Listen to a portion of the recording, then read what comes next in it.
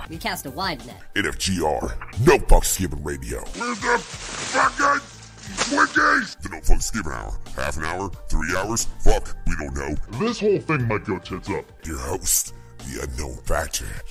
I don't give a fuck. Factor 316. Where are you, you spongy yellow delicious bastard? Where are you? Your co-host, Chuckklez. The headhunter clown. Yeah, well, I want to raise some pulses, don't I? You'll raise hell. Would you leave me alone? And of course, always in the background, Shell. Boing. It's No Fucks Given. Join us now.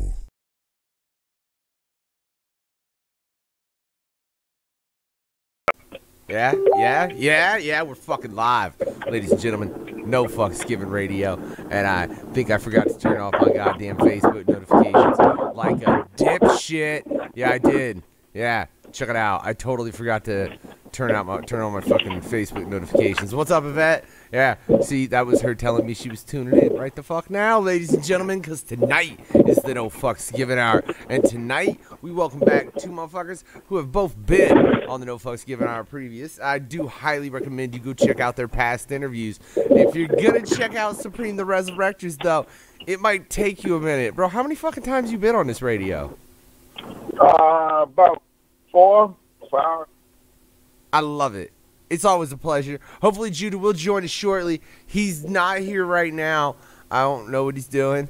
All right, he might be making music. He might be writing rhymes. He might be, you know, getting ready for this tour. Yeah. Oh yeah. I mean, got a lot on his plate right now. Yeah, that's what I was gonna say. Who knows? Bad, man. I know he does stay busy as all hell. He's always doing something. Y'all are both always doing something for that matter, man. So I don't even we don't have our first question. Chuckles, he's been asked that first question, hasn't he? I don't believe so. That we gave him the first question. Really? No, I don't think so. I don't believe it. I'm for whatever. Just ask. I just can't believe all the times you've been on this radio. Chuckles, ask that question, because I'm not sure. Because I swear he's been on since we... Fuck it, throw it. We'll see what happens. All right. Yo, Supreme, how's it going, bro? I'm good, man. What's happening with you? Oh, going good, man. Just getting this album wrapped up. Just got to get these 2 tracks in the works before October comes around. But this is not my interview. It's about you, dog. So, before we get into the mouth of madness with you, and hopefully Judah Priest when he gets on here, the main question that I always give for each guest that comes onto the show is, for you, what is your personal opinion about the true meaning of life? My personal opinion about the true meaning of life is you got to live it to the fullest. You got to live and let live, man. You got to, you can't be too worried about what other people are doing. You got to do what you got to do, and that's how you live your life. Hell yeah. Hell yeah. Live it with love. Live it with love, man. Live it with love. I still, you'd never been asked that question on this radio, though, Supreme? Not sure, but I don't think so. Holy shit. That just really amazes me. I know Judah has in his past interview. You can check out on NoFucksGivenRadio.com, or, like I said, it's on the motherfucking YouTube, too. Ladies and gentlemen, I'm just blatantly amazed you've not been asked that question. That's the simplest answer I can give, live and let live. I think that's good, though, man. I think really sometimes people look at the meaning of life and they try and make it way too fucking complicated. Oh, you gotta live it. Life is to be lived. It's a choice, and it's yours. You can live it to the fullest or live it to the dumps. But it's up to you. It's what you make it. That's all that is. And what's so funny, Factor? Sometimes when I give that answer to somebody, I think a couple of guests that come to the show feel offended when we say that third question. It's because that's the deepest of all deepest questions I've ever given to them. I mean, especially look, I think Supreme, you've been on several times. Judah's been on in the past, so I think you guys have gotten a feel for the radio. But Chuckles, right. you make a valid point. If it's somebody and they really don't know shit about the radio, that's the first thing you throw out. They're like, the fuck kind of goddamn sideways ass first question was that? You fucking loaded. It's like you just took a potato gun and shot him, and they're just Like, that was offensive. Shot him in the nuts. It's like, what? So I get that. Put a juggler. But hey, Supreme, I want to know, man, because, I mean, we've dealt with you with the radio. Fuck, you've been, we've been interviewing you and had, you know, you on several times almost since this radio's existence. Right. I mean, really, yeah, you were actually in the single digits, I think, as far as for the No Fucks Given Hour and the episodes and interviews that we did. Right. I totally lost my... Oh, so in that, what happened that brought you Judah together where you guys are working like this now and you're putting out everything? Like, what happened to where you guys started working together like that? Well, he said he met me a while ago when I was hanging with Buddha Monk and Hellraiser and Sons of Man when the Wu-Tang used to come to town and they would bring the affiliate. And I was real tight with Buddha Monk. And Buddha Monk was in my first rap video. You know, he came to town with Old Dirty. And he said he met me then when he was 16. I don't really remember that. But I remember my brother, years later, Bruce, who used to be, him and Judah was touring a lot. And he was like, yo, I got this guy, he's affiliated with Wu-Tang, and I want you to meet him. And then we met, and we just hit it off on that first day. We hit it off Judah. First day. And we Yo. ever since. Damn, Supreme, what's up, Jude? you hit it off so well that just talking about how y'all came together like that made you to call in. That, sir, Yeah. is impressive. That's our connection. That's that 144 connection we got. Yo, what Preem lying about now? We made it. Here we go. Here we go. Oh, we gotta. He was on burgers and I was on fries, and we were stealing money out the drive-thru. Good Burger, walking to Good Burger. Can I take your order? Yeah. Hey. Hey. No. Fuck it. We got that Judah today. Okay, that's fantastic. All right, that's the Judah I want today. I'll be real honest, and we can't start with that. We usually get the philosophical teacher of the young and the giver of life. Now we got the fun prankster that take pictures of you while you sleep, Judah. Well, I'm going to screw with that one then and be like, you know, Judah, because we can't ask you what's the meaning of life. We've asked you that in your last interview. I ain't doing that shit again. So, first question I want to ask to you is, what's your opinion of Adam and Eve? Oh, I mean, my opinion is I want to know who wrote the story. Like, that's it. You know what I mean? Here's my thing, because I'm a Bible head. People know that about me. So here's the thing. I'm not saying it's wrong. I just want somebody to prove me right. So if Adam and Eve was created, you know what I mean, and they was naked in the garden, but they didn't know they was naked, you know what I mean, and they didn't have any knowledge, period. You know what I mean? There was no wisdom, no understanding, you know, and until they ate of the fruit, the forbidden fruit that God told them not to eat. You know, and when Eve was tempted, she ate of the fruit. Nothing happened. When Adam ate of the fruit, you know what I mean? He said, now he has knowledge. He's saying, you know, why am I naked? But he never knew he was naked before. So if nobody had any understanding of the terminology, you know what I'm saying, of knowing, having exact knowledge, who the hell wrote the story? How did they know to write about Adam and Eve if they didn't know how to read, write, comprehend anything? Who wrote the fucking story? Well, technically, another Bible head, which is myself, Moses wrote the story. No, Abraham. I'm sorry. Abraham wrote the story. No, Moses wrote the story. Moses wrote the first 5 books of the Bible, so he must got the download from God, and he just told him about how it went down. You know what I mean? But see, we dealing with fleshly interpretations. Just because one thing is said doesn't mean that that's one thing is going to be translated in the way that it's said. I could read a Dr. Seuss book all day, you know what I mean, word for word. But if I try to paraphrase or give my insight of that book without reading it to my kids, I'm going to put my own interpretation on. So, who wrote the story? Right. Well, it was supposed to be God's story. So the whole thing is supposed to be God's story.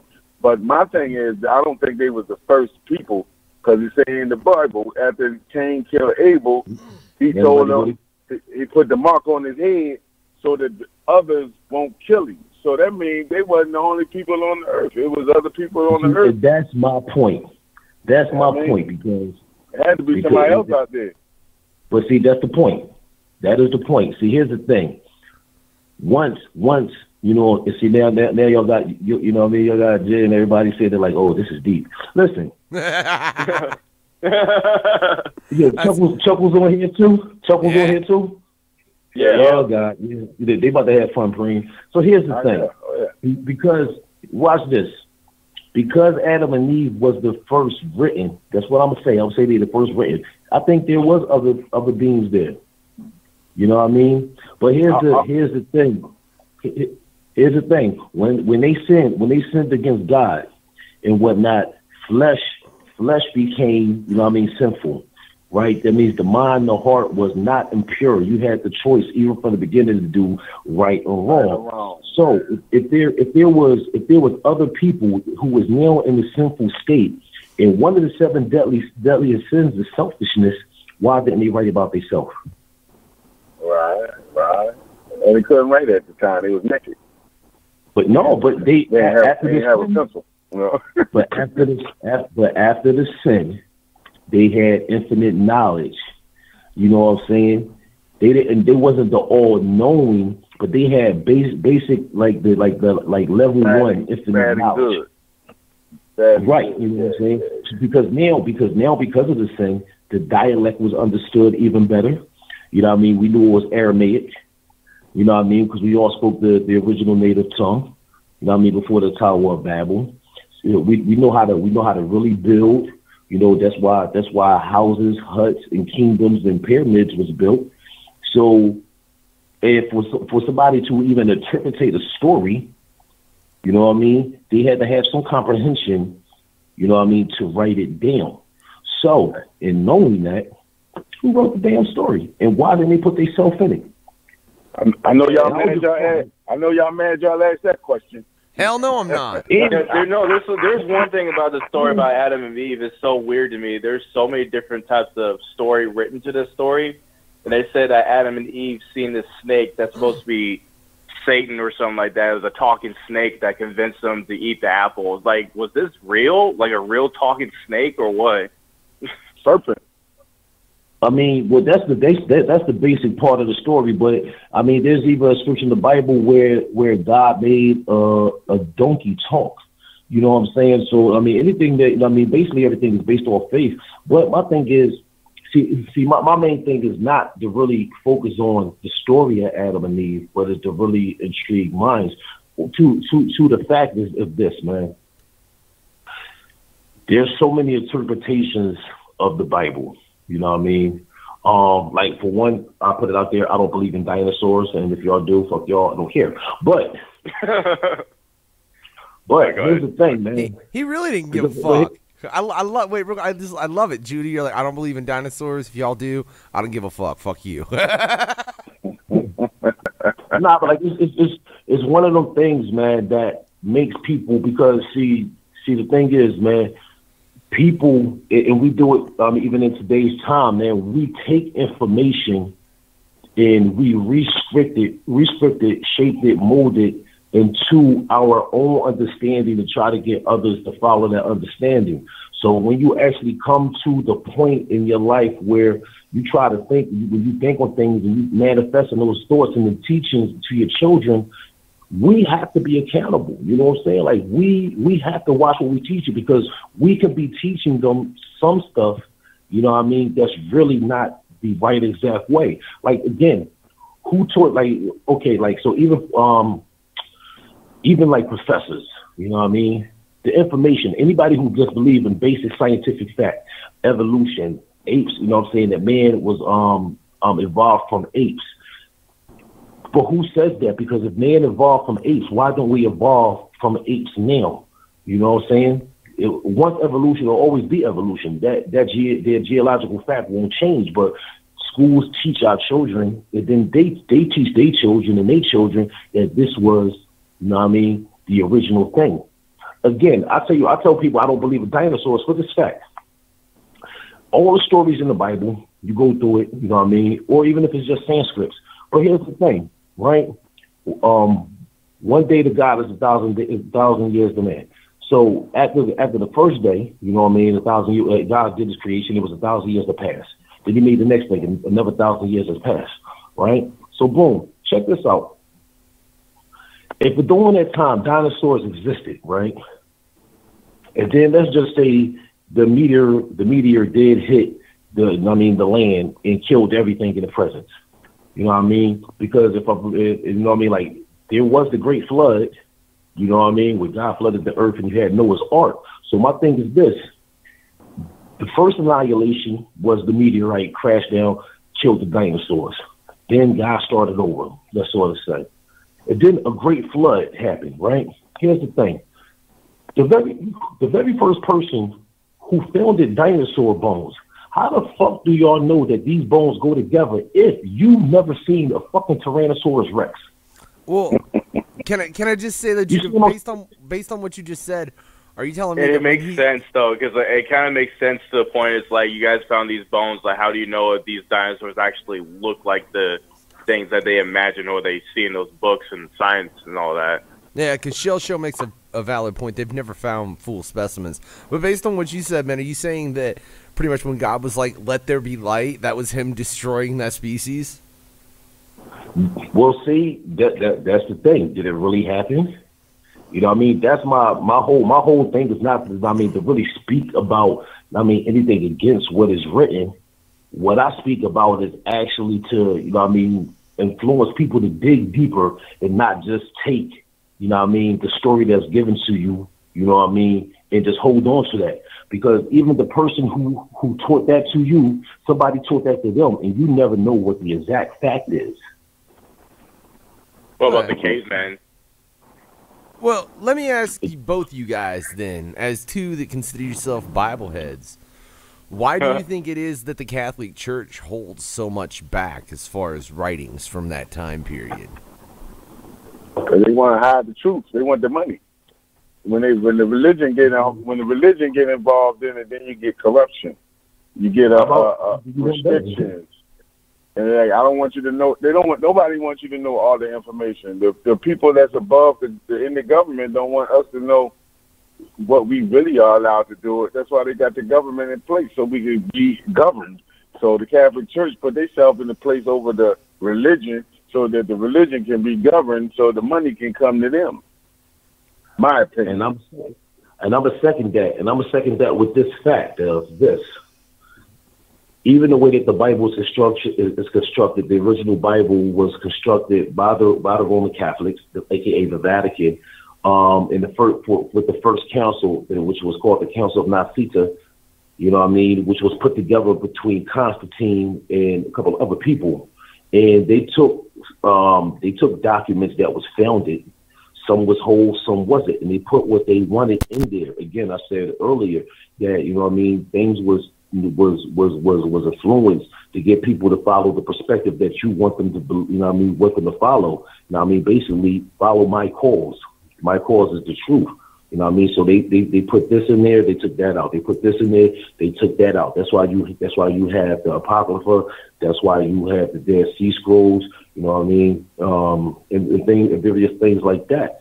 And the case may be, like people talk about Julius Caesar, Romeo, Juliet, Macbeth, Othello, he had his own version of the Bible. King David had his own version of the Bible. So these are different interpretations. They sort of add up together, but they all is different in its own right. So even with the first Bible that was ever constructed, to me, it was all governmental mind control. Believe what I want you to believe and don't know what I don't want you to know. You know what I mean? That's why I encourage people to dig deeper than what is just being told. Well, yeah, that's what I heard. It's like the only way for you to make millions of dollars is to create a religion. I'll do you one better. Ask why the Roman Catholic created the Illuminati. And everybody got sunk into that shit. I never got sunk into that shit. You know what I'm saying? And don't get it twisted. I believe in God. You know what I'm saying? But I don't believe what people. I have a free mind. I have a free way of thinking. I have a free movement. So I don't just accept. I don't accept what people want me to accept. As far as the God thing, you know, the God is about the relationship. That's the whole thing with Adam and Eve. He wanted them to have, he wanted these two people to create more people, and they're all people to just have a relationship with him as their creator or their father or their provider or whatever he wants you to, whatever he wanted them to be. And eventually have a, like, I guess, eventually what it's supposed to be like in heaven. Everybody's in heaven are the believers that passed, that believed in God and took the choice of life over death, good over evil, and now he has his people connected to him in heaven. But the separation of man and God while we on earth, we're struggling with that relationship because you got people that put the religion into it, they put the money into it, it's like hip hop. It's like, okay, you have a culture that's invented of pure people who have nothing, and they make something and it's beautiful and everyone loves it and it's unifying black, white, Puerto Rican, everything under the sun. But hold up, to control it, we got to put a record deal in it. We got to put some advertisement and marketing. We got to take these people that were just happy to break dance and draw on graffiti and rap. Now we got to put barriers and make them think that they're brands now. And now we're going to tell them what's the good music to play. And we're going to create radio, and we're going to make them pay to be on radio. We're going to, you know what I'm saying? So now you got your culture of hip hop turned into big business, and the pure people who really love it are fighting against the people that want to make money. So it's like the same thing with religion. It's like, oh man, you pure people that really want to love God and love God, but hold on now, we gotta get this Vatican together. We gotta get this Roman Catholic in position where we can influence presidents, and you know what I'm saying? That is what God put this whole thing together for. He put together for us to love each other and help one another. Love your neighbor like you love yourself, but love me above all. You know what I'm saying? So I don't know. You know, I agree. Yeah, I agree. The relationship is out the window. Well, but I agree. Hold on, let me say this, please. Let me say this. Unless you search for the relationship. I agree with the simple fact of this. Let's just say with this Adam and Eve thing. Before there was sin, before there was anything else, the one thing that we had was the opportunity to choose right or to choose wrong. Even with that same basic principle, again, I mean, God knows everything that we're going to do before we even do it. So in knowing that, he knew exactly what was going to happen, when it was going to happen, but everything in life from that time period to this time period was all about a test. And how do you pass that test? It is also replicated when Jesus was in the garden and he was tempted by Satan. Again, like we did with supreme numbers of threes, tempted him 3 times, right? And he said, "No, I'm gonna stay fast with my Father." When you fast forward it again, you know, when you think of the story of Job. You know, he went through so many things, so many obstacles because he was faithful. And the same serpent said that he's only faithful with you because of your covering. But if you take your covering off, he will be less faithful. So God took the covering off, and he still passed every test and every obstacle. So I said all that to say, even from that time period to this time period, that we have the choice of doing the thing that we're supposed to do, and we have the thing that we don't or not supposed to do. You know what I mean? So being here on earth is our basic choice and our basic principle of choosing right or wrong. And we try, and we live in today every day to get that diploma or whatever the certificate of completion.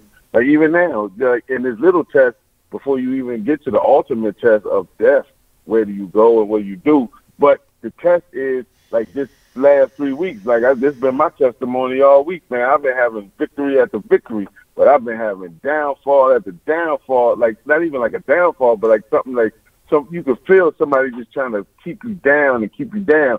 But every time you rise above it and stay positive and say, okay, that was happening, and that's been happening ever since we was going to Florida to this day. And it's like, but the victories in between them because I stayed faithful and stay on the positive road, man. Like, I'm just looking forward to what this tour gonna be, because I feel like all these tests is leading to us to get on this tour and come out with the ultimate victory, which is still a small victory because we still got so much more life to live. Oh yeah.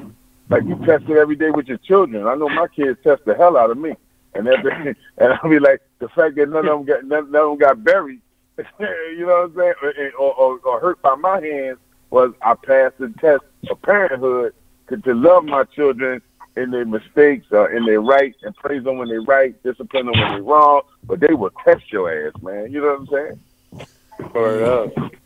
Chuckles don't know that deal. I don't have kids, but I take care of my niece and nephew at the moment like they're my own kids and shit. You know oh my God, they test you. They work your nerves. They work your patience, and that's what I think. That's what we do to God. That's why He gave us children, so He could see, like, this is what you people do to me.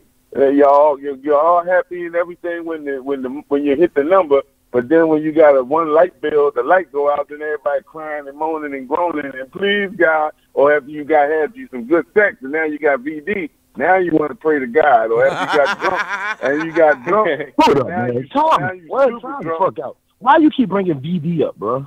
This is the third time. I'm trying to prevent America from getting VD.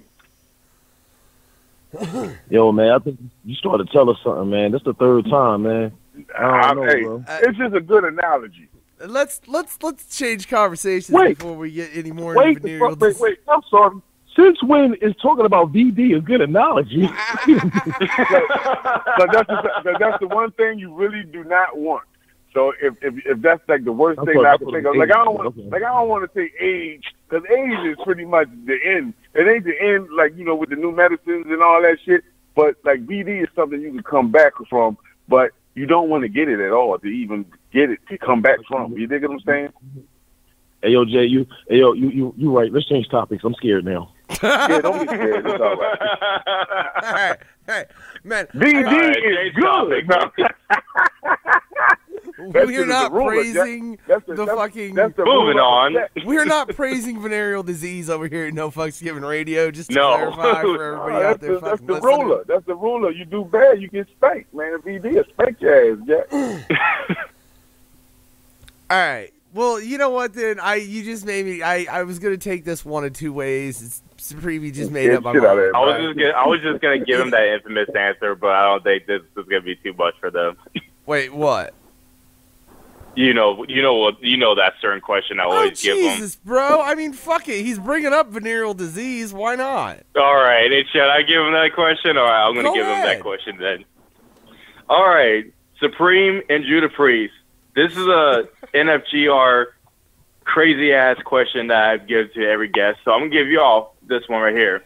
So let's just say that both of y'all just killed this show together for your new tour that you guys are putting together.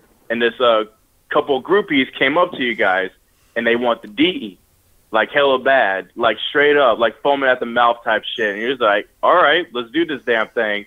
So you guys go in the bathroom, start smooching it out, and both of y'all take their panties off.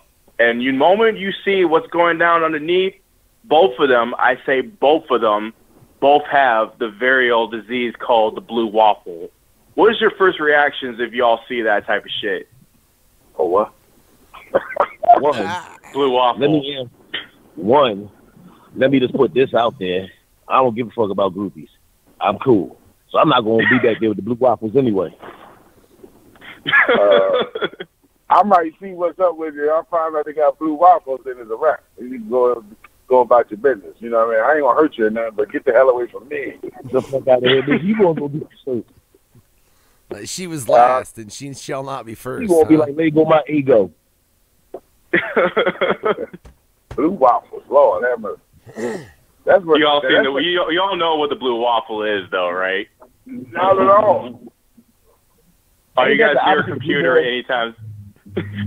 Oh, Jesus. I don't know what the blue waffle is, but it don't sound like nothing nice. Here, let me just a quick description of a blue waffle, right? It is A pussy that's blown out as fuck. I mean, to a level that you've never even seen. Looks like it's got some kind of weird pus shit, and it's pretty well blue. First of all, she shouldn't even be out. She should be at the doctor. And the fact that you at my show that you don't care about yourself, myself, or anybody else's self. So, yeah, I can say I already pushed off of it. But I'm back. I'm good. You back up. Eat the waffles over there. I don't want no waffles. I like pancakes. I prefer French toast. I'm just going to put that out there. I didn't even like balloon animals when I was a kid, so I'm good.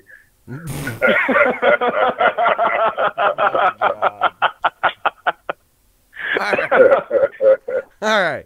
Let's continue. Yeah, if you guys go on Google, if you see the picture, it just looks straight up like a pussy that just got mauled by a grizzly bear, like Leonardo DiCaprio in that Relevant movie. I take life experiences and I put them on pieces of paper and I bring them into my record and they be on the album. And I give all the props to y'all for hooking it up, for making my new subject matter of the blue waffle come to fruition. See, what you don't know, and what you just that's kind just of dedicated to all the out. haters. Is like, you keep hating on her shit, go eat a blue waffle. Go eat you a blue waffle. But damn it, Chuckles, Judah's fucking slipping out what our master plan is, which is just to make all rap and hip hop about the blue waffle. Woo! See, I was gonna give you a contribution to it, but I ain't gonna make the whole thing that. You know No, what I mean? man, that's what we're trying to do. We're just trying to make all fucking hip hop blue. I'm kidding. Like that would. Yeah. Yo, y'all ever play Super Mario Brothers? Yeah. Yeah. You remember how the little you know how the little mushroom things like used to come? You had to jump over them. Yeah. Okay, well, I'm Mario. I'm jumping over that shit. Me and Yoshi. All right. Well, I want to ask a question to both of you gentlemen. One that Supreme has answered on, I think, 3 different occasions, if memory serves me proper. All right. But I want an updated number, Supreme, because your number always changes. Do you know what question I'm asking about? No, what's that? Oh man, I figured you'd remember, right? Because we've talked many a time of the fact that there's just, not to be a dick, but there's a lot of motherfuckers rapping that probably shouldn't be rapping, right? Right. And you've given me percentages on several different occasions. I know one of them was 75, one of them was 80, and I think one time it was 50 as far as people that should be rapping. Can I get an update? Update for me, as far as who shouldn't be rapping? Yeah. I keep it at 50. I say 50% of the people. Oh, shit. No, 67, 65% of the people rapping, they shouldn't be rapping. 65% of the people that are rapping should not be rapping? Yeah, I think so. I think some of them people need to go back to the drawing board. Somebody might think I should go back to the drawing board, but my opinion, I think, is a lot of garbage out there. You know what I'm saying? Judah. And what's your guys' opinion about the new generation that we hear to this day, the mainstream wise? Hold on. You can totally ask that question, bro. But before you do, I want Judah to answer that question I just asked. What's your opinion, Judah? I'm curious too. I don't even think niggas rap no more. They doing more singing and rhymes and shit. So I'm gonna say about 75 to 85% because all the motherfuckers are singing. There you go. Those are Supreme's original numbers that he used to give out. But then I started opening my mind up to these little dudes, man, and getting into your question. I started opening up, listening to my daughter's music. She's been listening to my music, so I've been giving her music a chance. And then I found a few of them that I really dig. I was like, okay, I get it. It's not for me per se. Like, it's not that I would go out and start mumbling or whatever this new trap thing is. Trap been around, but either way, it's not for me. It's not for me to say this is what I'm basing my whole career on. Like, I get on a trap beat. I've been on a trap beat. Bucket List is a trap beat. But at the same time, like my man Gallo make good trap beats. But I ain't got to be a trap rapper. You know what I'm saying? I can still be a Supreme rapper and rap on it because, that's what rap is about, being able to fit as an MC to be able to jump on anything and kill it. So that's my opinion on, like, these dudes just pigeonhole themselves that they only mumble or they only do trap. So no, put a boom bap on, put a trap on, put a polka shit on. I'll rock the hell out of it. You know what I'm saying? Because I'm an MC. Give me a crowd. Give me a black crowd. Give me a white crowd. Give me any. As you know, I don't care. I've been on tour with in front of a lot of races, and I came out victorious as far as relating to them and killing it. So the new generation, that's their music, and that's for them. And if it go further, good. If it don't, hey, well. And they say it's coming, what goes around, under the sun, goes around, comes around. So eventually this real hip-hop that I grew to love, eventually it's going to make a comeback. As soon as somebody can make $1 off of it, believe me, it's going to become mainstream. God, that's terrifying. That's the fucking main motivation for something that's supposed to be something that is more about message than anything else. Only reason I say that is because the message is out there. The underground is strong. The juggalo scene is popping. The hip-hop scene is popping. It's just not mainstream. It's not where you used to hear Rakim and KRS-One and EPMD and Dr. Effects on the radio, at prime time slots. Now you hear little somebody and little this and little that, and little dude that, little dude this. But the thing is, eventually, people don't get tired of that, just like they got tired of everything. But let somebody make some money off of a politically or politically conscious rap become prevalent. Like I said, I don't think it's prevalent because they want us to stay asleep. They don't want nobody to be woke. They don't want us to be woke. They want us to be happy, jolly people, and they want us to be separated, black and white. They want us to be fighting each other, so then they can put the control on us and lock it down and probably kill a whole lot of us because we don't know how to act. So as long as they keep division, that's the only reason you create division is to create separation so you can have confusion. That's what, like you said, the Tower of Babel. God separated all these people to speak a different tongue to create confusion so they wouldn't come together and build a way to heaven. You know what I'm saying?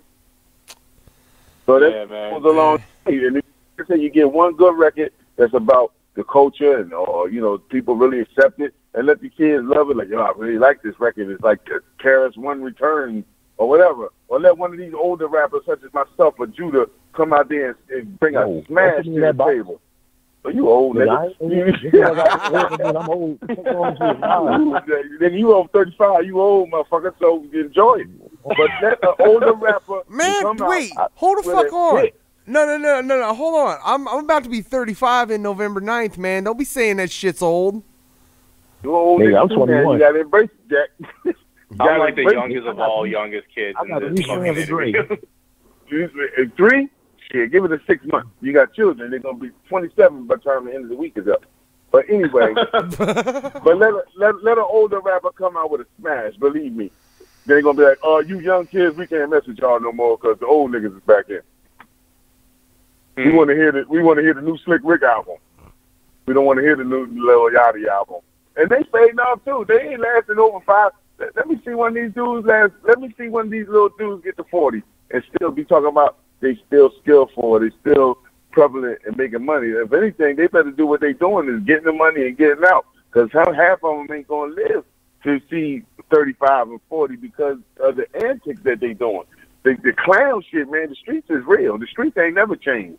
So you keep playing with fire, brother. These little dudes keep playing with fire, they're going to be locked up or they're going to be dead. And that's real talk. That's real talk. New generation kids, like some of these kids that I'm seeing now is just like some come up into the game and all of a sudden think that they're all hot shit, say, oh, Tupac's music's boring and shit, I'm the new Tupac, this and that, yada, yada, yada, being all that disrespectful and shit like that. They on borrowed time. Who's doing what to their fucking phone speaker? Oh, I'm sorry, I'm Puerto Ricans. Okay. Man, that just sounded fucking nutty, Judah. It really, really did. Boy, it's hot outside. Everybody got dirt bikes and motorcycles. Oh. Nice. Gotcha. Okay. But I think the new generation just need to check themselves because in my day, in anybody's day, man, in you talking Temptations in the 60s and the 70s, yeah, they was drug dealers and they was gangsters, but they hung around the singers. They sold them the dope. Or they protected them from the street. But they ain't want to be seen. They ain't want to be rapping. Now the rappers want to be the gangsters. Like, you can't do both, man. You either gonna be a musician or you gonna be a gangster. You can't do both. And it's a proven fact that you can't do both. So every gangster that want to be a rapper is in jail. It's already bad enough that every gangster that want to be a gangster is in jail or dead. You see what I'm saying? So how you gonna be a musician, gangster, and a drug dealer? Because rap really is a business. You know, at this point, you got a brand, you got a business, you got to make sure your business is running right. You got to make sure your records is running right. You can't get on because on the internet you can be. You just is like the little clown that's following you. Now we hard, we in the gang, we Crips, we Bloods, we this, we that, we tough, we hard, we rolling on this one. Hey, where your album at? Tell me what's up with the music, man. I don't want to hear about how tough you is. Most of us rap to get away from that. Like me and my partner back in the day, we was like, man, we done did all that stomping and shooting and shit. We don't want to do it no more. Let's make music. Let's become regular citizens and make music and make money doing what we love. That way we can know that we're going to see our children grow up. You know what I'm saying? And so far, it's so good for me. Oh, yeah. Why do you think? I just feel like now, like in this type of music now, it started off like back in the day, how people say, stop smoking crack, crack will kill you, live your life. Then years went by and say, I'm going to be a drug dealer and sell drugs to you. And now to this day, it's like, oh, let's go get fucked up on Xanax and lean and shit like that. Crazy. And guess what they doing? Like people in my generation, you know, we just lost Reddy Rez, the original Ghetto Boys, older artist of a heart attack, and you know, Heavy D, and different artists that we did lost. You know, we lost Jada Violence, but these kids is 21 years old, dying off of fucking pills. Yeah, man, it's ridiculous, man. And the thing about it is, what I hate is, like, when the radio, not you guys, but when radio be like, we're going to have a moment of silence because we got to increase the peak. All right, we're going to take the music off for an hour so we can talk about how we're going to stop shooting each other. But then the next record, as soon as the record come on, is, I got a Glock and I'm going to kill a whole kid. You know what I mean? Well, you can make up your mind. You want to increase the peace, or you want to perpetuate the violence. Because this is the first thing my kid here at 7 o'clock in the morning is how to get a pussy ate and some guns snuck them into the school or into the club. Like, come on, baby. It's a time and place for everything. You ain't play Richard Pryor records at Sunday at church. You know what I mean? So I'm curious, man. What do you two think has made it to where the culture has turned from where, you know, it was motherfuckers kind of rapping about it and they were just trying to rap and then get away from it through the rap to where it's now, you know, you've got fucking Little, almost anything. Lil Sam, fucking Lil all that dumbass names and all that shit. Let's be honest. Little jackass. Yeah. Like, say a word, add Lil to the front of it. There's probably a rapper that goes by that. Little asshole. I'm sure there's a little asshole out there. I don't even fucking doubt Lil it. Poop Poop. I don't know. I don't know where it came from. I know one thing is because, like I said, man, I admit we dropped the ball. We was taught about, we was mentored. Like, you had an old head that shows you how to rap. And then you showed a young boy how to rap. Now these kids is like, man, I don't need nobody to show me nothing. You know what killed it? The internet. The internet is like, you don't need nobody to guide you. I can show you how to make $1 million in your drawers in your bedroom with the dumbest damn beat. So I say Soulja Boy to when he did that one beat off of his computer and came up with that dance. But even then, it was a party record. Soulja Boy. So Soulja Boy fathered all these little motherfuckers. I'm serious. I'm gonna need for Supreme to stop studying my radio interviews because he just gave my answer verbatim. Well, we around each other a lot. We see the same shit, man. We see these young boys. Blah blah. My answer was already given in a different voice. and I'm a little upset too, because you know what? I usually don't be getting in all this old serious shit. That's his job. My job is, you know, let's get it on, let's have a good time, let's party, let's enjoy each other. And you know, I get a little knowledge here and there, But you know that some of the shit burn my brain. This is burn me up, man. It's like this is what I love, man. You killing it, and you killing yourself while you doing it, and it's sad because I don't want you to kill yourself, and I damn sure don't want you to kill my culture. You know what I'm saying? Aren't you used to us making you think over here, though, Supreme? No, because the title is No Fuck Given. That means we supposed to talk about all the crazy shit that we usually talk about. Now you guys have been around Judah too long, and now y'all want to change the world and be serious. And y'all got me up here thinking about kumbaya and shit. And I'm like, damn. First of all, you turned this whole thing into a Bible study from the beginning. But what I'm saying is, Preem, yo, listen, man, my brother, you doing an excellent job giving my answers. So, you know what I mean? I applaud you, man. You study well. You got to have everything. You want the answers. You want the waffles. You want everything, don't you?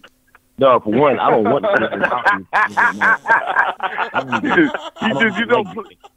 You really don't play well with others, do you? No, I don't. I don't even know how you got in my second box. I have no idea. Been in there a long time, too.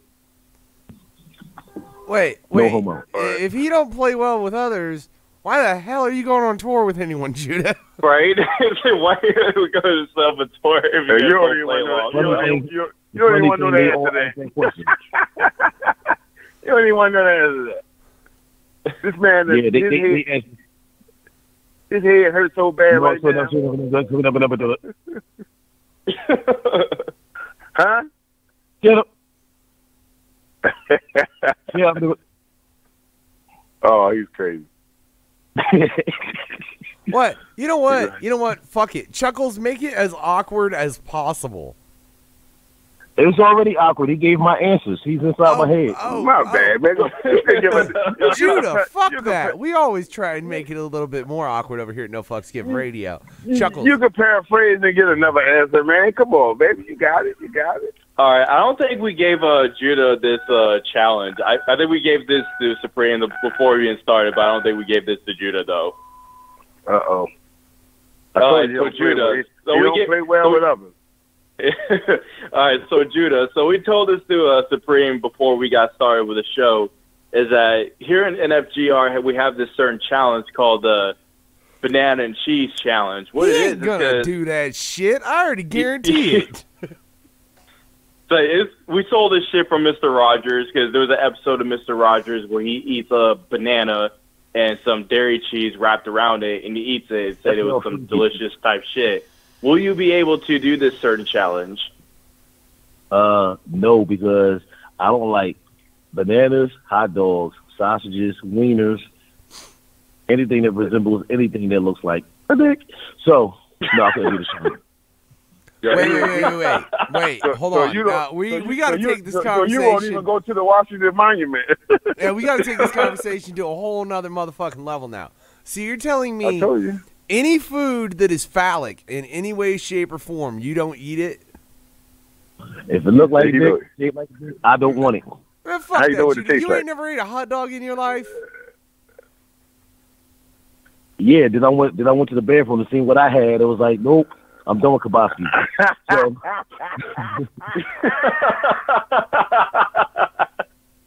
that reminds me of a scene from Superbad. It's like, you know all the best food that are shaped like this? The best kind. That's what I'm saying. For real. Like there's some damn good food. Like, look, if you got a problem with it, like, cut the banana into fucking slices. Boom, it ain't phallic no more. Okay, so I'm saying no.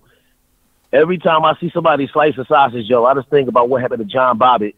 And it's just like, you can't fuck with it. You can't do it. Can't do it. Nah, it brings horrors. What about nightmares a and dreams? Nah, I'm cool. Sucker? Especially ones that's called Rocket. Like, bruh, really? You want me to that feeling inside of it? Rocket popsicle. Better give me some damn tacos. Okay, what about a Subway sandwich? Anything long, it got meat on it, he don't want to fuck with it. There you go. Nope, I'm a vegetarian. He only eat hamburgers at barbecue. He only eat hamburgers at the barbecue. Tacos. Wait, you won't eat a fucking I have a friend of mine hamburger? that like eats. Flat. I mean, hamburgers remind me of big women with flat asses that look like SpongeBob. Damn. Nah, I'm fucking with y'all. Damn. I don't give a fuck. That was a great answer, Judah. No fucks given. I don't eat Flat hamburgers. pancake Just, I want to think. You imagine if there was a motherfucker that really was like, "No, man, I don't eat hamburgers. They remind me of bitches with flat asses, and I can't have it," and just walked away. Like I try to chew on the bitch's ass, and there's like no meat on it. It's like, where the fuck am I eating? Air? Iron board back, straight up, straight down. If you shape like a cardboard box that I could break dance to, you're not for me. Where the fuck you ever met a female that was shaped like a cardboard box? We've seen them. We seen them, especially in Florida. Everybody got SpongeBob back. Oh yeah, because all that cocaine they be snorting and make them look anorexic. Yeah, you'll see a lot of flat asses. I just love that. I ain't never heard that term before. It is gonna stick in my head for a SpongeBob backs. I will fuck that. I will forever remember that fucking term. I've never heard it before. It's pretty goddamn priceless, Judah. Well, he come up with a good one every once in a while. With a rainbow over his head, like the more you know.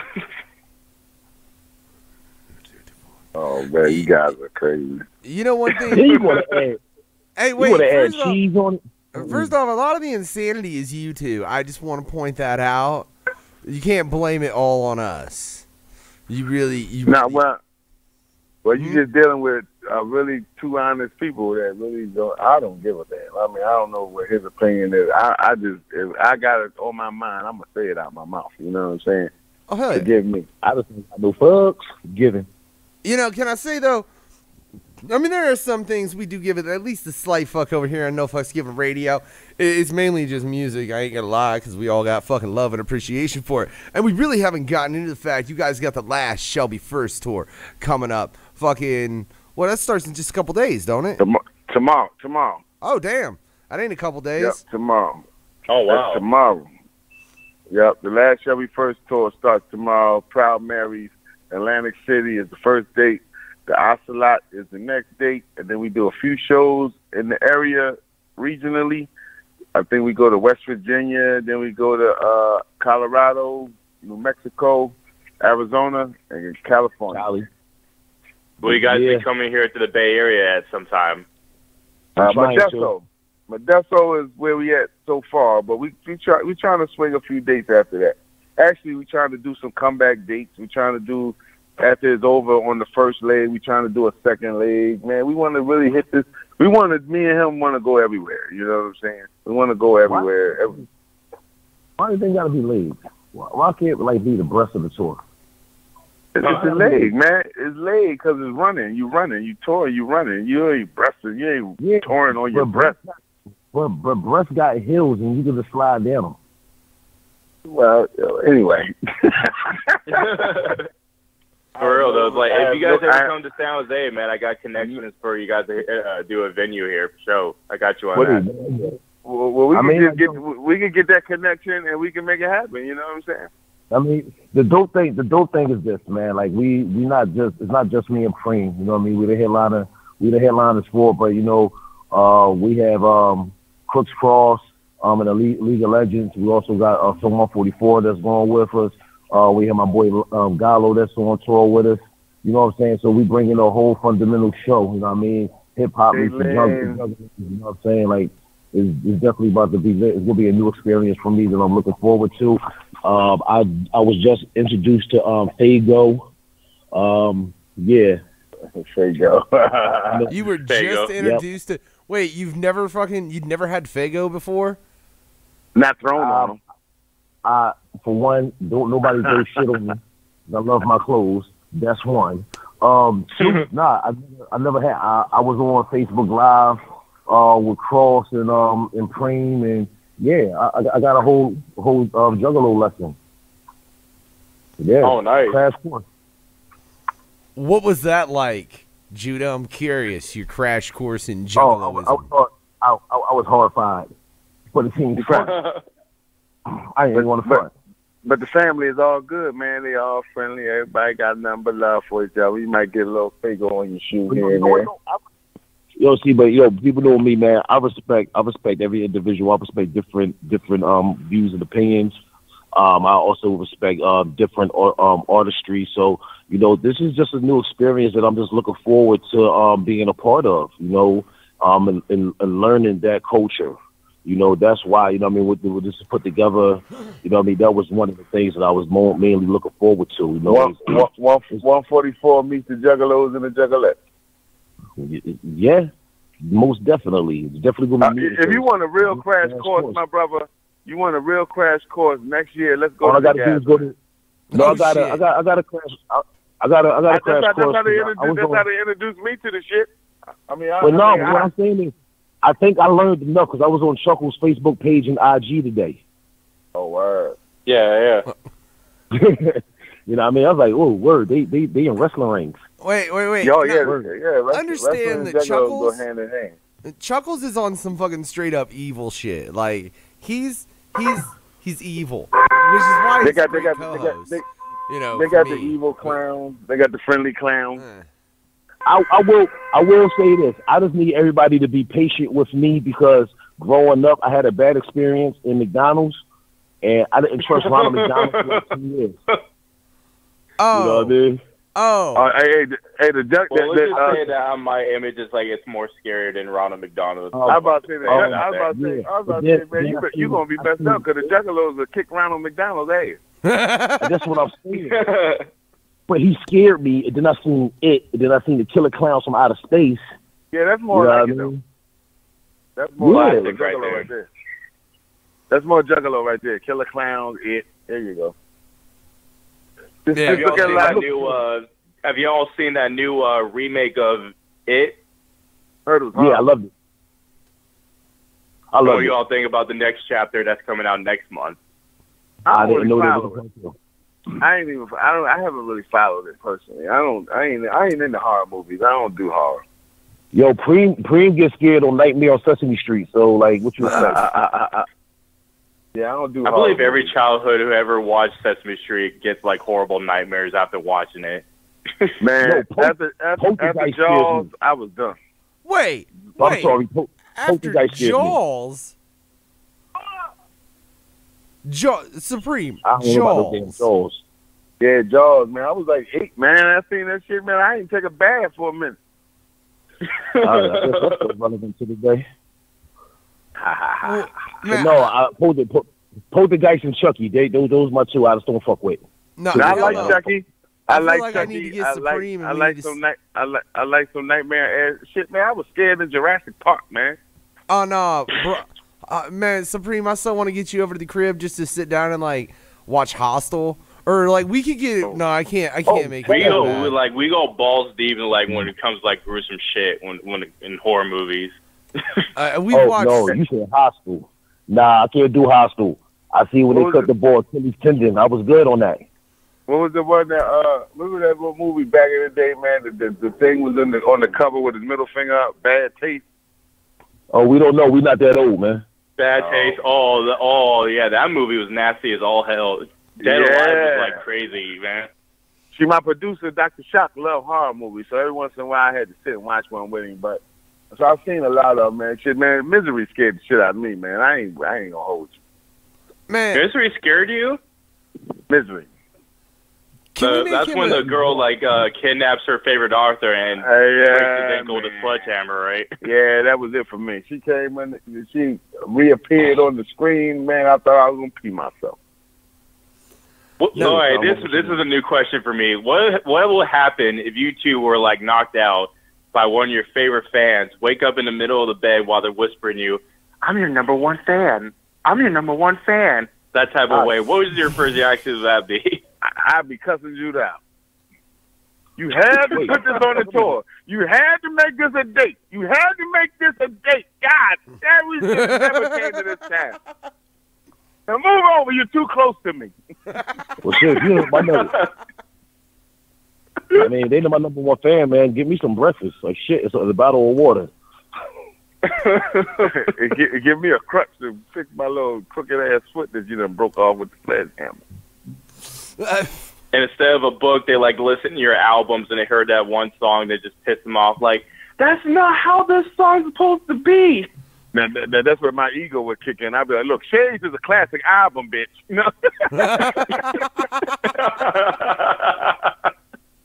You don't tell me how to put my shit together. You know what I'm saying? Either you going to like it or not. And matter of fact, I'm offended. I'm offended that you wanted me to change this song. This is a classic. Get me out of this house. Finish with you. Look, all I know is based on both. And if you said you liked the whole album and you was my number one fan, I might have gave you something. No.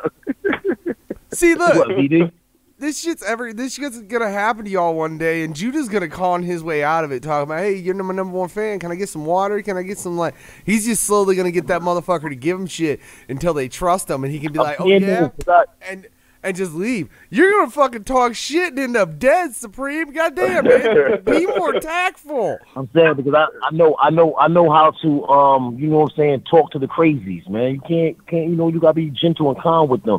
Let them believe that they are in control. Yeah, I would have an attitude. Right.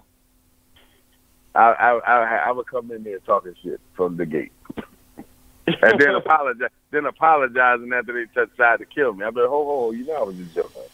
I was just playing. It was just jokes. Oh, they bring the sledgehammer to the games. Yeah. I'm sorry. Look, let me just talk. Let me talk to you real quick. Let me talk to you. I'm kidding. You can put the hacksaw down, man. It's okay.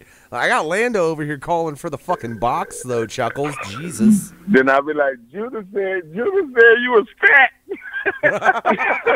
Oh, he gonna rat you out, Judah. He's gonna rat you out. Judah said you got a SpongeBob back.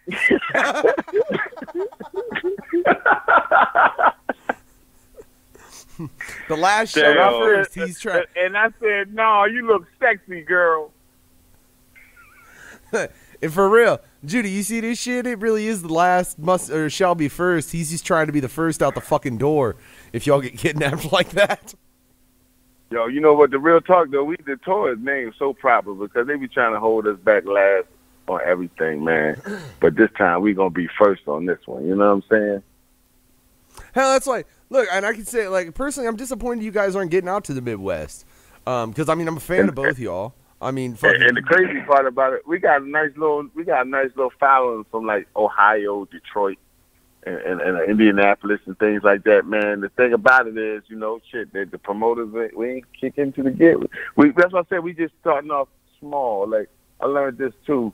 Just do a little small run. And if you blow that small run up and blow it up, believe me, the other promoters will come. And then we will be in Indiana. Because they're going to be like, they're going to think like you is. Well, how come you ain't bring the tour down here? You know, we love you guys in Detroit. Or we love you guys in Chicago. And be like, well, this is your chance. We can get on breast, too. You know what I mean? Since we're not going to go with legs, we're going with breast. So we're going to, breast 2 of the tour is where we coming now. Now, I just got to ask. Or that just hit. Oh, go ahead, or Charles. that, or just hit up the club owners about this show and just get them out there. You know what I'm saying? No, believe me, word will travel. Fans will go back and they will tell, man, that shit was the power. Facebook, that's one thing I like about social media. The word do get out, and like these last 3 weeks, we've been on fire. We've been really on fire. And you know, I've been getting emails and texts from a lot of people saying, "Yo, you and Judah blowing up. You and Judah blowing up." I mean, we ain't doing nothing different than we did 2 years ago. But okay, if it look like we really blowing up now, I'll take it. Come on, I'll take it. But everybody's talking. It's like they talking. This last Shall Be First tour got everyone talking. Believe me, one thing about the industry, no one wants to be left out of the loop. So believe me, when Atlantic City and Jersey and Scranton and the Colorado and the West Coast, they talk about how dope the show was and how great we do on stage. Believe me, everybody else is going to be calling the management and be like, yo, we want them down here too. Well, we want them. That's just how the industry works. But you got to show and prove. We got to nail this one. We got to come out there with all guns blazing. And so far with the lineup, man, like the lineup that's coming, that's going to cross country with us, is nice. Nice. Not bad, man. I ain't been on the when tour. it comes to Bethesda on the weekend, I'll definitely come out and see you guys there for show. Come on, man. Come on. Because like I said, it's going to be, we're going to need people like you to go back on the radios and tell, like, look, it was a great show. It was awesome. You got to get them back down, blah, blah, blah. And they're going to be like, okay, let's book it. And actually, right now, we just doing this to show that we worth everything we want. Everything we asking for, we're worth it. Like, okay, you know, you seen me with Whitney, you seen him with Buddha Monk and Hellraisers. So okay, now we've been on our own, but now we really on our own. Now we jumping out this month with no net. So and with that, that's called faith. Speaking of the Bible, we having faith in ourselves to know that once this is achieved, now you're gonna give us everything we want. Because the last shall be first, and now it's our turn to be first. You know what I'm saying? Real talk, man. Hell yeah, man. Real yeah. talk. That's what's up. Now, Word of mouth. I want to know one thing about this tour, all right? Because I know you guys have been putting new music out, because it's what you guys fucking do is you put music out. And you guys have been doing a lot of things as far as working on tracks together. I know you guys got a couple tracks together. Do you guys intend to jump on one another's set during the shows? Yeah, I think so. At least on my set, if he you know, he comes on and off. In certain songs he don't want to dance to. He's scared of certain songs. But I got bad reasons for the Queen of the Wobble. So anyway. Wait. Judah, will you not wobble? He won't wobble. Damn it, Judah, anyway, come on. I don't know. Ain't enough SpongeBob asses up there for him or something. I don't know. But anyway, but I'm saying, but he does pop in on some of the, like, on the hyper songs, he'll pop in. And we got the last song of my set, which is my new single, which is Oh No Don't. I mean, everybody go check out that video, Oh No Don't. And then he got The Resistance, which is his single that got me on it. And then, you know, we'll probably do some of that. And so we got songs together as far as, like, Where I'm From was originally before the actual mix that came on the Shades album. There's a version with him and me on the record, so he'll pop up and do his verse on Where I'm From if he wants to. It's a choice. I mean, he don't have to come up, but if he want to come up on my set, it's more than welcome. And I know he like, you know, when I come up on with him on a lot of his sets. So I mean, it's just like we just have fun. You know, it's like a ready meth thing. You know what I mean? We don't need each other, but the party more fun when you got, you know, everybody involved. You know what I'm saying? Real talk, man. Yeah. Yeah. That's what makes the show great. Did I take the answer for you, that one? Hell yeah. Yeah. Or you just be quiet. Hey, you just be quiet. I got this one, bro. I see. I seem to be on fire tonight. That's the politest way I've Let me ever save my voice for tomorrow's show, and you talk on the mic and let you have a raspy voice before you get on the show. No, funny though, but some interviews I don't say nothing. He talk. I just listen.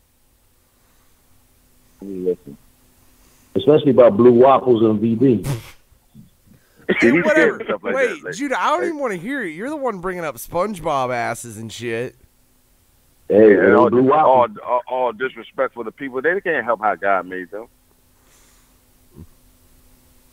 True. Well, at least put some meat in it. You know what I'm saying? I don't care. It's like if you had to go Kim Kardashian and get a fake butt or something like that. At least put something inside of it and make it stand out. All right, real quick. I don't discriminate. Anybody, flat ass, big ass. If you can get up stage and wobble, and you like the Queen of the Wobble, I love you. I love you. I love you. I love you. Keep on buying the singles. Keep on looking at the video. Keep on doing everything. It is a damn dope track, but I just want to point out for all you fuckers out there listening that Chuckklez just said that if your ass is flat, just put something in it. That's all I'm saying. That's what he said. Well, you don't have to go the Kim Kardashian way. At least like put some meat in it. Like eat some greasy food or something like that, or something that gets you. I feel like you around the thighs or something. I feel like you just told motherfuckers to. I'm an ass like man, all right. Don't judge me. No, I'm an ass man. Don't judge me. To act like they got Asperger's, like their name is Cartman, and start shoving goddamn hamburgers down in their fucking drawers to make it look like they got a bigger ass. Chuckles, what the fuck? Yeah, that's nasty. Well, I won't go all the way like chunky, like holy fuck, like goddamn. Nah, y'all all. I don't judge nobody either. Like I love everybody else, like the way they are. Just like I love it. That's my thing. Yeah, I like it all. That is the important thing, you know what I'm saying? Fucking love yourself for who you are and be who the fuck you are. Enjoy what the fuck you like. Just like Lando, he loves Asians and shit like that. I'm an ass guy, you know what I'm saying? Asians and us murdering people? Jesus Christ, dude. He's trying to tell us to kill these two, and we've killed these two. Didn't I tell you the meaning of life is live and let live? I'm going to live regardless if your ass is fat or flat. Well, I want to ask one final question to you two guys. And that is, like, with the state of everything. I ain't going to say nothing first. You say it first, Judah, just in case you try to say I stole your shit. All right. Because it is kind of I'd say a deeper question. Not as far as emotionally, but just as the state of the industry. But when you look at everything and the division that has happened within rap, one, why do you think it is there is such a division of sex? And as far as, you know, you got trap, hip-hop, horrorcore, fucking, you know, street, fucking, like, just everything, how it's all split divided into like all divided in one branch and one tree, pretty much. Yeah. Why do you think people focus on the branches and not the fucking tree? I guess more than anything would be my question. And what can we do as people within that community to make people understand that it's not about the branch, it's about the tree? Because if you don't fucking water the tree, all the branches will die. Judah? I'm trying to figure out how to answer this one. I think, yo, first and foremost, man, I hope I'm answering this right. I think first and foremost, people have to get out of self. You know what I'm saying? To me, for real, I don't think there should be like genres and within side of genre for one. Again, it's everybody's artistic view in a way that they just choose to do it. But too many people are just stuck on self. You know what I mean? So, I think that's why they focus too much on the branches and not the tree, because they only see in one piece, you know what I mean, of that tree. You know what I mean? So we tend to lock ourselves into that box. You know, hope I answered that correct. And I was thinking, and the whole time you were saying that, I was thinking everybody has like opinions and everybody has their own personal taste.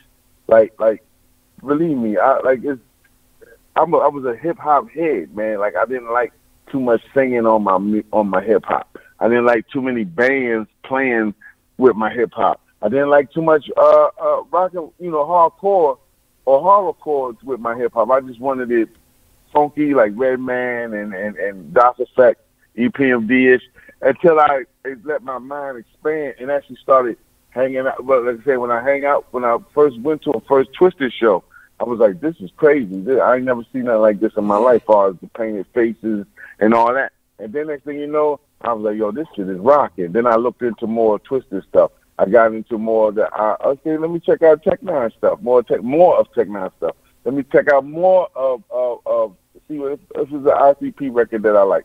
And then I was like, okay, at this point, I'm meeting different type of artists, and I expanded my mind. Like you said, get out of self.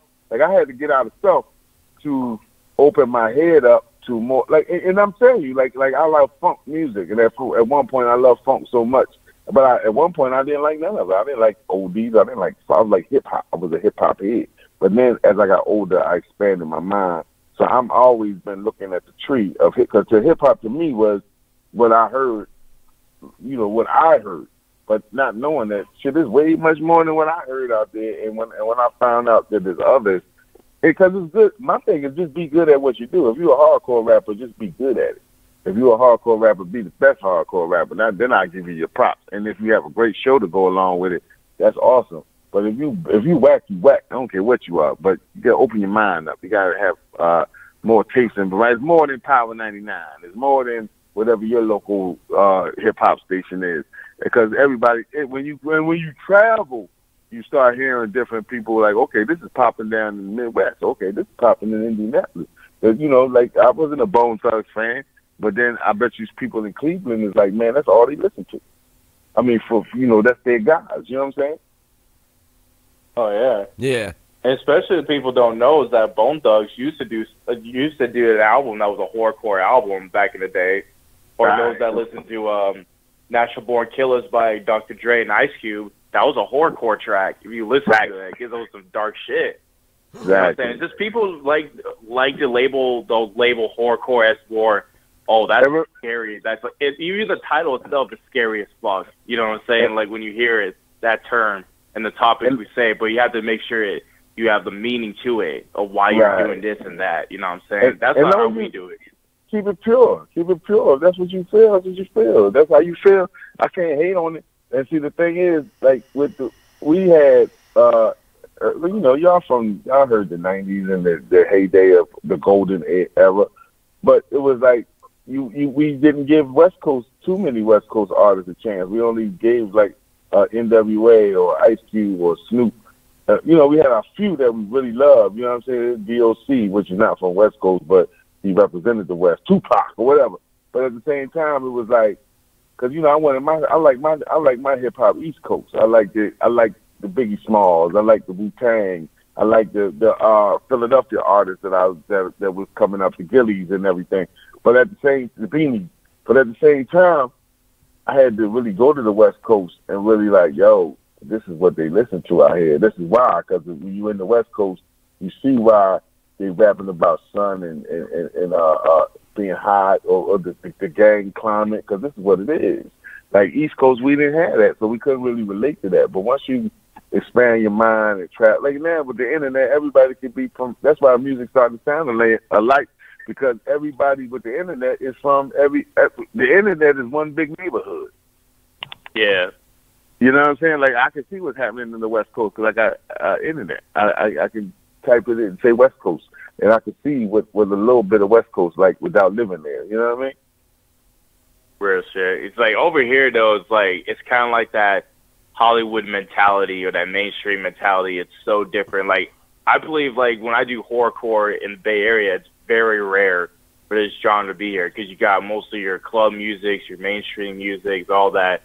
But if you want to hear like underground music, it's like either in the Midwest area or you guys at the East Coast or down south, pretty much. Right. Type areas, you know what I'm saying? Yeah. That's because you come out scaring everybody, motherfucker, all crawling out onto the fucking stage. Well, I'm not going to be some same guy that you hear every day. I want to do something different that no one's ever heard of. You know what I'm saying? That's the beauty of it. That's one thing when people come up to us and say, what do I have to do to make it through this industry?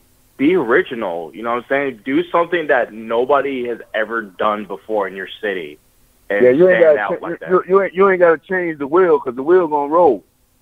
You could be a different spoke in that mother. You know what I'm saying? Real talk. You just got to be the spoke that makes the wheel roll a little bit different. Right. Add on. Don't take away. Add on. Don't take away.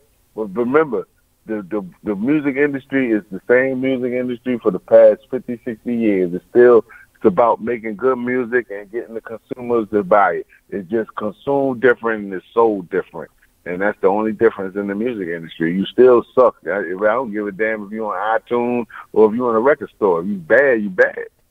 And if you part of that 85% or 65% that I gave him or 85% that Judah gave, then you need to either get better so you could get to the good percentage or get out. Well, and believe me, the people that put you out, because ain't nobody want you to be bad. You ain't gonna be bad forever. Either you're gonna be bad and get better, or you're gonna be bad and you're gonna quit, or they're gonna make you quit. It's all it takes is practice. That's all it is. Exactly. And everybody that's bad can become great. Period. All I know is we try to make sure you want to. Over here on the radio, we don't have any of those bad ones in rotation. Me and DKB do the damnedest to make sure that's the case. I mean, we got this one vegetarian protest song which I think was pretty. That is funny. not in rotation, motherfucker. I've just played it because it's funny as fuck. I swear, look. It just made me want to go out to get some Wendy's after listening to that song because it was that funny. I swear to fucking God. I don't think I got the track anymore, but you can look it up. It's a fucking music video. And it's these it's like vegans and they're talking about animal cruelty shit. in a rap. That is not in rotation, motherfucker. Yeah, it's not in rotation. Are you fucking serious? But still, if it was funny though, it would be funny if we did put that in rotation. It's like, damn, I should go get myself a Baconator at Wendy's right now. I'm telling you, y'all gonna mess around. Y'all gonna mess around and make. My slogan is also stop making stupid people famous or stop making whack people famous.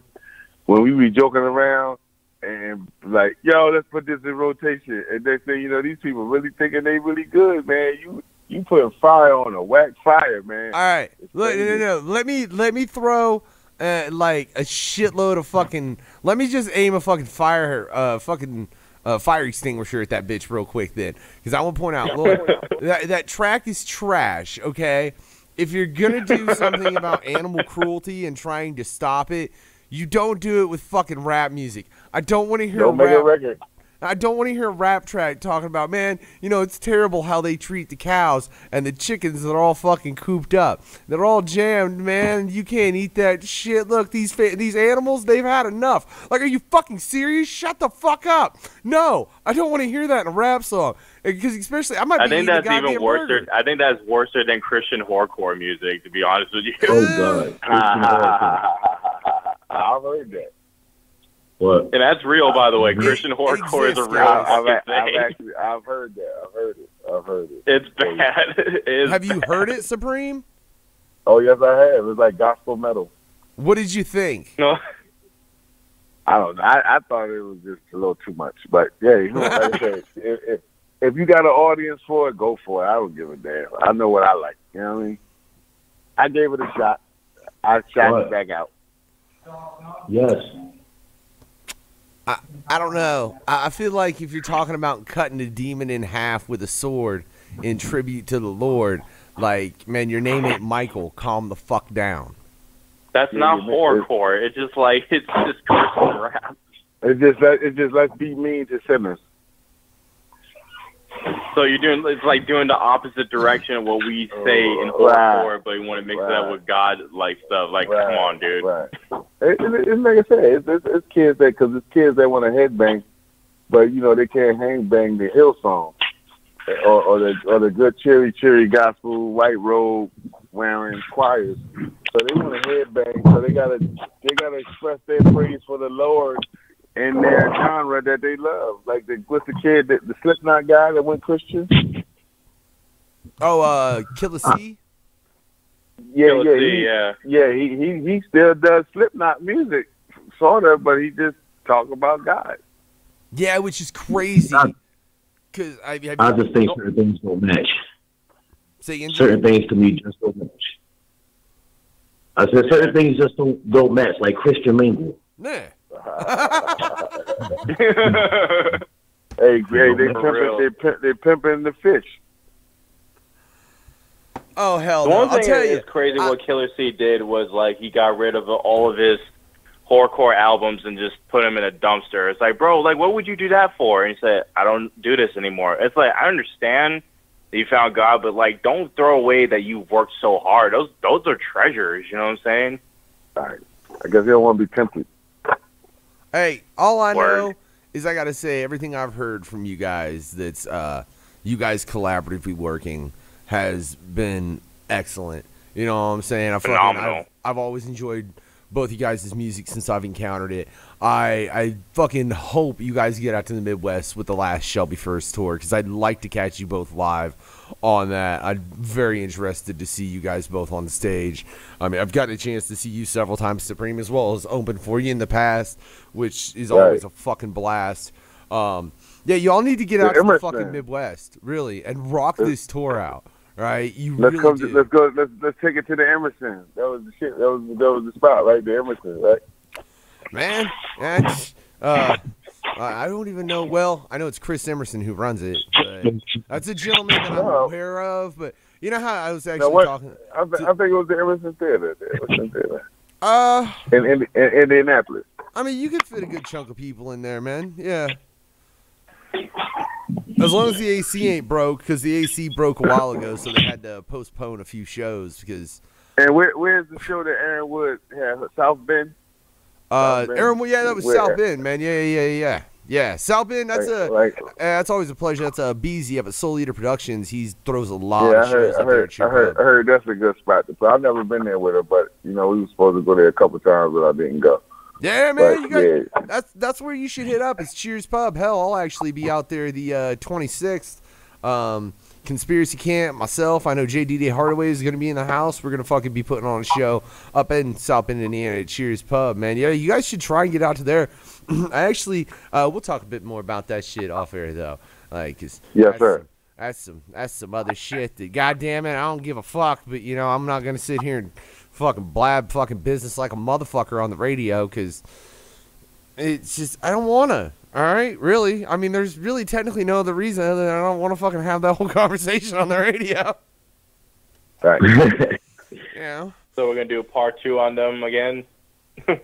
What on these? That was part 17. Say fucking with. No, I intend to have like a part like 20 fucking. We're gonna run this shit like Puppet Masters. You know what I'm saying? How they just keep on bringing out another and another and another. Because I know they're just going to keep on dropping dope music. I will say, I got 2 tracks I'm going to play. But if you want to hear those, you better go over to NoFucksGivenRadio.com or get on that app. Because I'm not playing them on the YouTube. Because YouTube's cunty when I play music. Fucking goddamn cunty ass copywriter. They're assholes about it, man. But I want, like I said, the last Shelby First tour, ladies and gentlemen, starts tomorrow. Check out if they're going to be around you. Make sure you go cash that shit. Judah, Supreme, any final thoughts, wisdom for anyone out there listening? The concoction coming up. Keep grinding, keep focused, and stay away from the blue waffles. And don't get VD. Don't get VD. The Concoction album coming at the top of the year. For me, we got 3 singles out, rocking right now. Bucket List, Queen of the Bible, of course, Give Me, of course, and now the new one, Oh No Don't, featuring Judah Priest and Gallo. Got another one coming. Just hit me up on the website, www.supreme, SUPREEM, and the newexperience.com for everything. Check out the Oh No video and check out the Resistance video by Judah Priest. Oh No by Supreme, the Resistance video by Judah Priest is good stuff. Both ways, both on the thing. One is in the Cowboy days, and the other one is in the future. Word. We got an add on. We also got the upcoming album from Judah Priest. That's me. Called Rise of an Empire. That will be released soon. We also have the 144,000 shows of your official album, Strength of Numbers, that will be dropping sometime soon. There's a Swarm coming. Yeah, we actually have our first single out entitled The Swarm, but we actually about to drop the remix along with the video, man. So, just stay tuned to my Facebook page, which is facebook.com/official Judah Priest. You can also stay up to date on JudahPriest.com. That's JUDAHPRIEST. Definitely check me out with all the movies that I have coming out. The account with Mike Bassett, originally the Siobhan Hellraiser Smith from Wu-Tang Clan documentary that is now in theaters. What else? Also got walk by scenes and Creed. So yeah, man, to stay focused, log into the website JudahPriest.com, and the 144.com will be up and running very soon. Man. Hell yeah, man. Hell yeah. Definitely make sure you check these 2 out. If you don't, then fucking. Then you's a basic bitch. You just don't trust my opinion, and yeah, like the fucking headhunter said, you a basic bitch, motherfucker. What the hell is up with that shit? For real. Catch that tour starting tomorrow. You can catch my ass up, like I said, the 26th next month. Well, I mean, next month up at Cheers Pub in South Bend, Indiana. Hopefully we can get a fucking Judah and Supreme out in that motherfucker because they need to come out because I know that show will be dope. And I know Chuckles, any final thoughts, a little bit of info? Oh, yeah. So definitely, before I get on that, be sure to check out Supreem da Rezarekta and my boy Judah Priest's music. Don't sleep on him. Also, on October 31st, I will be releasing my 4th project called A Mind of Evilness. Finally, after 4 years in the making, it's finally coming out this year, so keep your eyes on that. On the 19th of October, I hope I'll get on the Mayday show, which will be at the Ritz, so be sure to get on that. And also, on the 21st, I will be live performing for the first ever wrestling event of Agua, Devil's Night. So be sure to check that shit out. Hell yeah. And we'll actually have the Yona Agua coming up on the Blood Beyond the Mat next month as well. So you fuckers make sure you stay tuned. You know, like, subscribe, do all that shit. Click that fucking notifications button so you know when we're going live or when we drop some dumb shit like we're fucking prone to do here over at NFGR. You know, and all I know is that the only Asian chicks that Lando ate are vegans or vegetarians. So apparently Lando hates Asians that are vegans or vegetarians. Now, for all fuckers over on YouTube, I'm going to leave you on that. What's the difference between vegans and vegetarians anyways? Real specific bullshit and I don't know. And if you want to hear I don't know, yeah, by Supreem da Rezarekta, as well as the Swarm. Oh no don't. Yeah. Oh no don't. Yeah, oh no don't. For real, my bad. I There fucked you that go. up because It's all good. I don't know, but I wasn't fucking looking at it. But yeah, if you want to hear them tracks, go over to nofucksgivenradio.com right now or get that app NFGR Live on Google Play. But for YouTube, deuces fuckers. Yeah, and this is promoted by the Blue Waffle itself. Peace.